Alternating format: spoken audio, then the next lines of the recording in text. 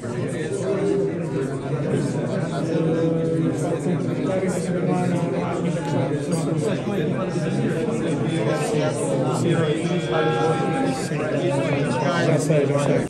across various sectors.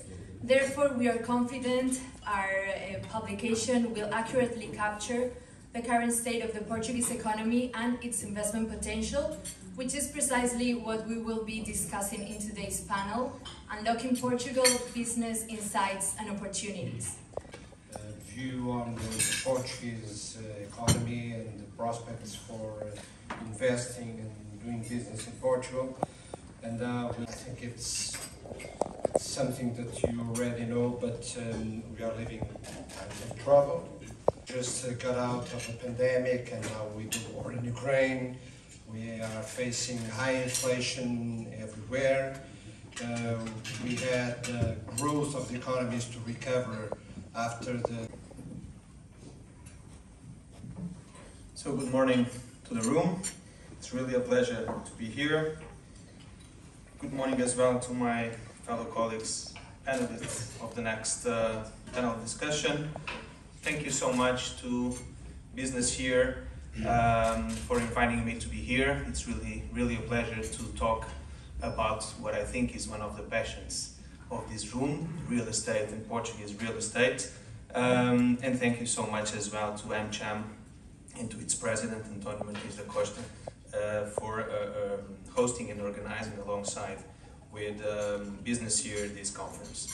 Now or city center, and so there are some areas on the office market that don't experience this high demand level, but as an overall picture I would say yes, there's a scarcity in offices as well. But answer to your question about diversification, so we did it in the logistics, done, and recently we've expanded to 4 different areas. So within the logistics, I would say there's a subsector called data centers, around data centers. So we've closed 2 deals on data centers last year already.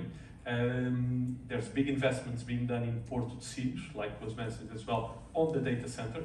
And data center is a type of product that has to cross energy with the cables coming of the Atlantic, exactly. So there's few locations within our territory that makes a lot of sense for data centers. So there's an opportunity. Energy as well. So we will tackle as a consultant the energy sector, especially solar PV, solar panels, and as well some other type of renewals, special renewals.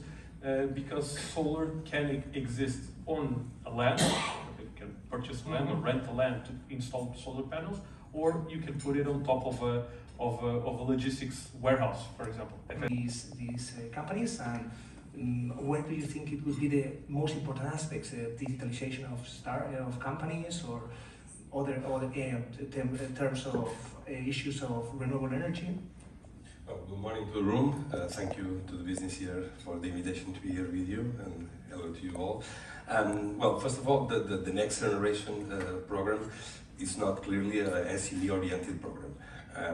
That's why the companies are claiming for more support, but the program was not designed to support investment in SMEs.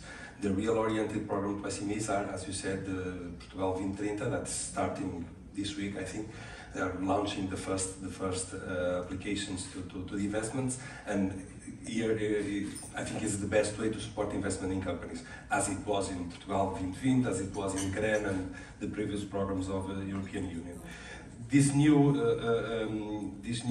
cohesion policy is particularly relevant because usually the financing of the European Union has 2 components: a non-refundable and a refundable without interest. And in this particular context that we are facing in Germany, sorry, we were a bit delayed.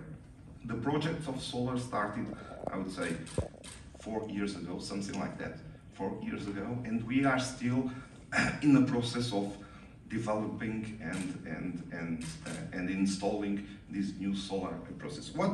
What is this bringing to us?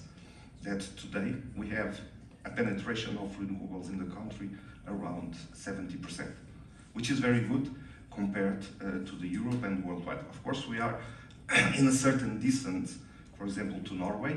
In Norway, they have 99% of the... compared to other European countries? Well,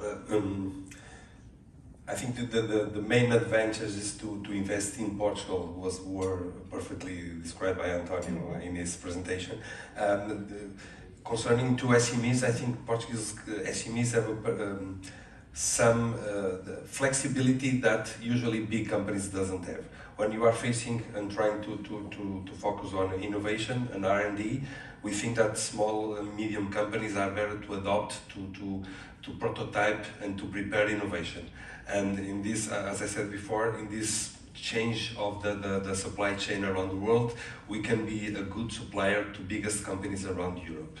And then all the context that we said before, the culture we have, the geographic position we have, our friendly diplomacy, historical friendly diplomacy that we have, and agreements with several regions of the world. We are between America, Africa and Europe. We have particular agreements with all these kind of regions, and it's nice to have the business in Portugal to face that.